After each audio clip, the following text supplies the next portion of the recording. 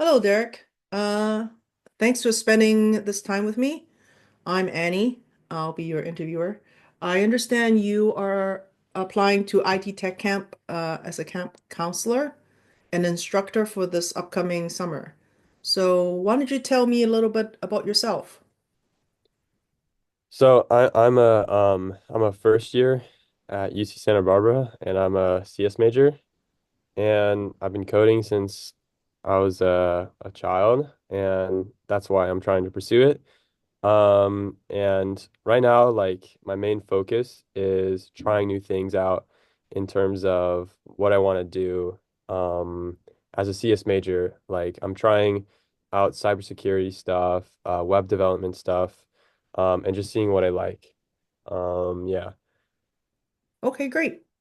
And so since we have a lot of classes that we offer at IDTech Camp, which classes do you think you're suited for to teach? I believe I would be able to teach the Java class the best. I come from a Java background. I coded in Java at the robotics team and stuff, and I actually learned Java from my IDTech camp. So it would be great to return that favor. Um, but I could also teach coding 101 as well, which is a Scratch camp. And that's the first coding language I programmed in. So yeah, any of those. Okay, great. So let's just say, so in a class, usually we have a mixture of students in different levels, skill set levels. Some as young as kind of like late elementary school age, all the way to middle school to kind of younger high school age. So, how do you keep a class engaged with some beginners, some advanced students, in your class? Um, well, I would make sure to structure the lessons for I would tailor the lessons for beginners. But as I like progress with the lessons, then the advanced group can like branch out on their own and require less of my systems and have a lot more freedom to do what they want to do. And I'd also like I would have the advanced students, help the beginner students.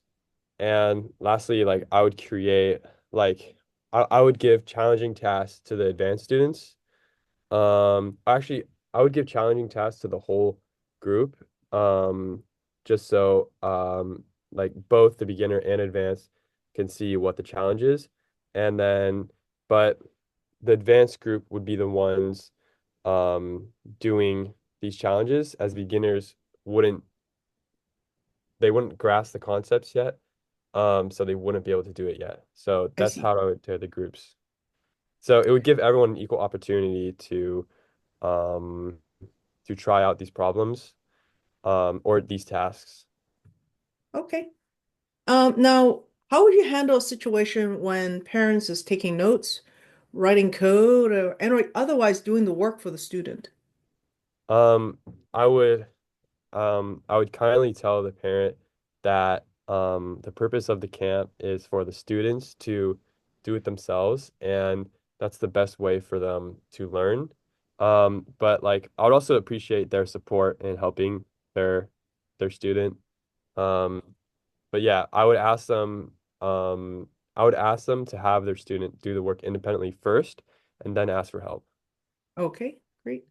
Um, what would you do if there was a student who was taking up majority of your time and therefore preventing you from helping other students in a class? So if a student was taking up the like the majority of my time, like if I had to like help them a lot to explain the concepts, um so the first thing I would have I would have like a rotation or like so like I would try to give all the students equal time, but if I had to give another person the extra time, I would give it to them, but if it ended up being too much, then I would like set them aside and then I would talk to them about it like later when the students were like um, doing other things. So yeah, Okay. I would try to give them like um as much help as they could get. But if it was distracting me from helping the other students, then I would have to set that aside. So yeah. Okay. Um, all right. And how would you handle a disruptive student in the class? Sorry. Um,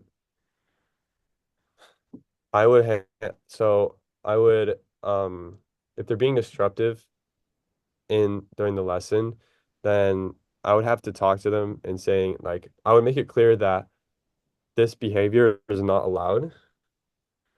Um, but I would also keep trying to encourage their participation. But yeah, the main thing is like, yeah, I would ensure that they know that this behavior is not allowed. And if they do it again, then I'd have to set them aside and have talk with them. Okay. Um, at the end of the lessons, what would you expect students to be at, or what would you expect them to be able to do? So I wouldn't expect my students um to know like everything about the lesson I told them to.